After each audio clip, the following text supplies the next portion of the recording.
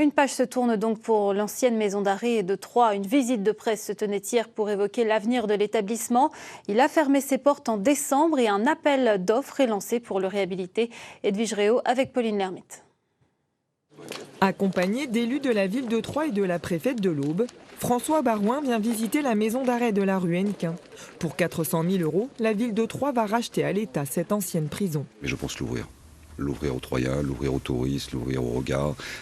C'était tellement fermé, tellement mythique, ce mur d'enceinte est tellement incroyable pour les voisins, est tellement incroyable dans l'histoire. C'est d'ailleurs tellement incroyable d'avoir une maison d'arrêt comme ça en cœur de ville.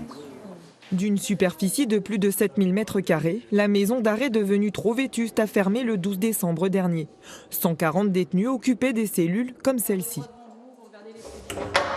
Donc ça, c'est une cellule d'arrivants. Jusqu'à 6 nouveaux écroués passaient leur premier jour de détention dans ces quelques mètres carrés. Donc voilà, donc vous voyez là, il y avait la douche. Et là, c'était les toilettes. Une cabine téléphonique, bon, ça a été retiré. Un mobilier et 2 lits, voire 3, ça dépendait des cellules. Jusqu'en décembre dernier, plus de 70 personnes travaillaient à la maison d'arrêt. Désormais, ils ne sont plus que 6, chargés d'identifier le matériel récupéré par les autres établissements pénitentiaires de la région Grand Est. Les tables, les chaises, les armoires, tout ce qui est organes de sécurité, donc les coffres. Après, on a des denrées alimentaires. Tout ça, ça a été redonné encore cet après-midi à la maison d'arrêt de Châlons. Du matériel est aussi donné aux écoles, aux forces de l'ordre, aux pompiers et aux associations. Petit à petit, la prison se vide.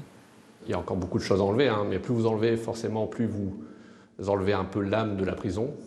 Et c'est vrai que je pense qu'on aura tout fini, ça fera un peu bizarre de partir.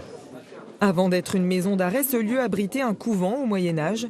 Certains éléments comme la charpente en bois du XIIIe siècle ou des pans de murs d'enceinte devraient être en partie conservés dans le nouveau projet.